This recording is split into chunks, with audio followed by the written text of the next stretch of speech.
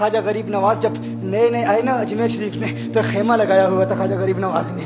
خیمے میں خواجہ غریب نواز عصر سے لے کر مغرب کے وقت تک روتے رہتے تھے. ایک نوجوان اجمیر سے باہر گیا ہوا تھا پڑھنے کے لیے, کچھ عرصے کے بعد واپس آیا اور اس خیمے کے قریب سے گزر ہوا اور گزرا تو رونے کی آواز آئی. فوراً دیکھتا ہے کہ خواجہ غریب نواز رو رہے ہیں, ابھی غیر مسلم ہے, اسلام قبول نہیں کیا. فوراً گھر جاتا ہے, ماں سے پوچھتا ہے, ماں یہ مسلمانوں کا گرو کیوں روتا ہے, مسلمانوں کا بابا کیوں روتا ہے؟ میں ہر روز گزرتا ہوں, عصر سے مغرب کے مابین جو وقت ہے یہ روتا ہے. ماں نے کہا جاؤ اس سے پوچھ لو کیوں روتا ہے. وہ نوجوان خواجہ غریب نواز کے خیمے کے اندر آیا, کہا بابا میں ہر روز یہاں سے گزرتا ہوں, آپ کے رونے کی آواز آتی ہے, بتائیے آپ کیوں روتے ہیں؟ کہا جاننا چاہتے ہو میں کیوں روتا ہوں؟ میں نے ایک مدت اپنے مرشد کے ساتھ گزاری ہے, مرشد کی خدمت میں گزاری ہے, مجھے اپنے پیر کی یاد رلاتی ہے, پیر کی یاد رلاتی ہے. میں عصر سے مغرب کے وقت تک اپنے مرشد کی یاد میں روتا رہتا ہوں. اس نوجوان نے کہا اچھا میں نے تو سنا تھا کہ انسان کو جب درد ہوتا ہے, تکلیف ہوتی ہے تو تکلیف انسان کو رلاتی ہے, آپ کو تو محبت ہے,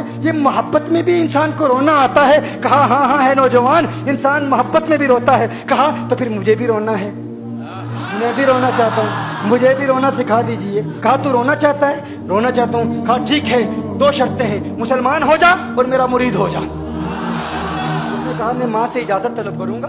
ماں کے پاس گیا اجازت لینے کے لیے. ماں نے کہا تو ضدی ہے, جب تو ارادہ کر لیتا ہے, جو ارادہ کرتا ہے تو پورا کرتا ہے, جا جو کرنا چاہتا ہے کر لے. خواجہ غریب نواز کے بارگاہ میں حاضر ہوا, عرض کرتا ہے بابا میں پھر مسلمان ہونا چاہتا ہوں, مجھے مرید کر لیجئے. خواجہ غریب نواز نے مرید کر لیا, خواجہ غریب نواز کا مرید ہو گیا. اب خواجہ غریب نواز نے کہا اب وقت سارا میرے ساتھ گزرے گا, ناشتے کے وقت خواجہ غریب نواز کے ساتھ, سحری کے وقت خواجہ غریب نواز کے ساتھ, سحر کے وقت خواجہ غریب نواز کے ساتھ, پورا دن اسے خواجہ غریب نواز کے قرب کی کچھ ایسی عادت ہو گئی, خواجہ غریب نواز کا دیوانہ ہو گیا, ان کا عاشق ہو گیا. کچھ عرصہ گزرا, خواجہ غریب نواز نے فرمایا اب تیرے لیے 3 دن کی چھٹیاں ہیں, 3 دن کے لیے چھٹیاں ہیں, 3 دن کے لیے چلا جا. اس نے کہا مسئلہ ہی کوئی نہیں, ایشو ہی نہیں, پرابلم ہی نہیں, ٹھیک ہے 3 دن کے لیے چلا جاتا ہوں. اب جب 3 دن کے لیے گھر گیا, کہا 3 دن کے لیے تو اب مجھ سے ملاقات نہیں کر سکتا, مجھ سے ملنے کی اجازت نہیں ہے. اس نے کہا ٹھیک ہے نہیں ملوں گا. گھر گیا, پہلے دن جب گھر گیا یہ وہ نوجوان تھا جو 3 روٹیاں کھایا کرتا تھا, آج ایک لقمہ بھی نہیں کھا پایا, ایک لقمہ بھی نہیں کھا پایا. اسے کچھ ہو گیا, کہہ رہے مجھے کچھ ویکیوم سا محسوس ہو رہا ہے, کچھ دل میں کمی سی محسوس ہو رہی ہے.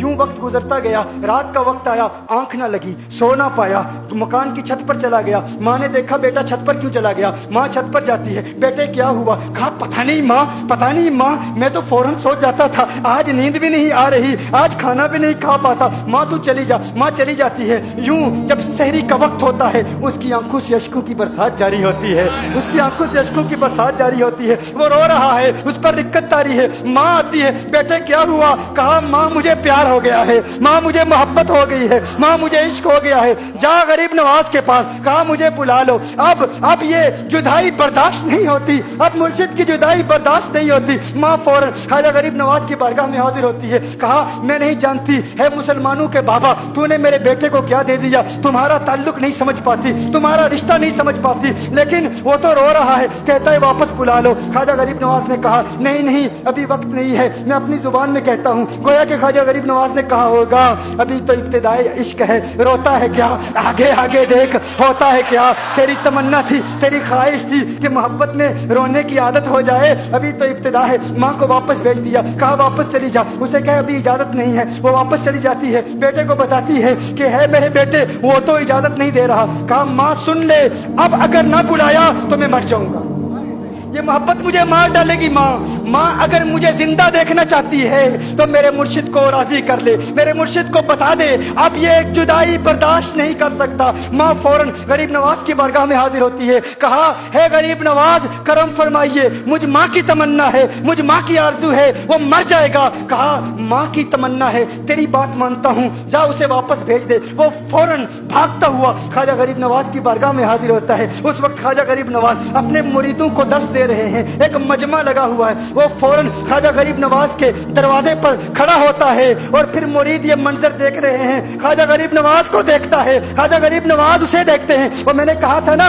نگاہ مست ملائی تو میں پلا کے اٹھے, جہاں وہ بیٹھ گئے میں قدا بنا کے اٹھے. خواجہ غریب نواز نے اس کی آنکھوں سے آنکھیں ملائی اور پوچھا اب پتا چلا محبت میں رونا کیسے آتا ہے, اب پتا چلا.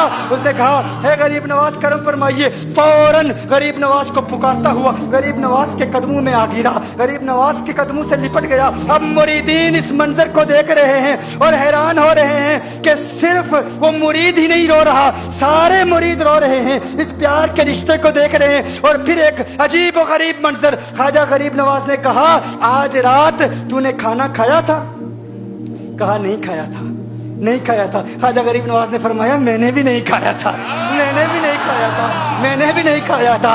फिर ख्वाजा गरीब नवाज ने फरमाया, आज रात सोया था? कहा नहीं सोया था। कहा आंख मुझे भी नहीं लगी, नींद मुझे भी नहीं आई। ये मंजर सब मुरीद देख रहे हैं, वो मुरीद भी रो रहा है और ख्वाजा गरीब नवाज की आंखों में अश्कों की बरसात जारी है। ये वो रोने वालों का मकाम है।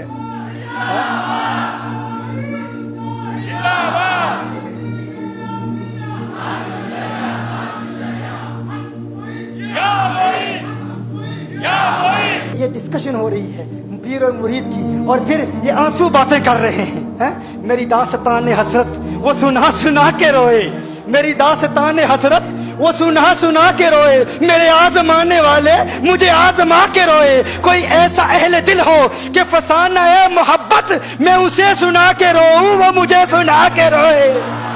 मैं उसे ये रोने और हम रोने पे आ जाएं तो दरिया ही बहा दें। ये चिश्तियों का रोना है, हम रोने पे आ जाएं तो दरिया ही बहा दें। शबनम की तरह हमें रोना नहीं आता।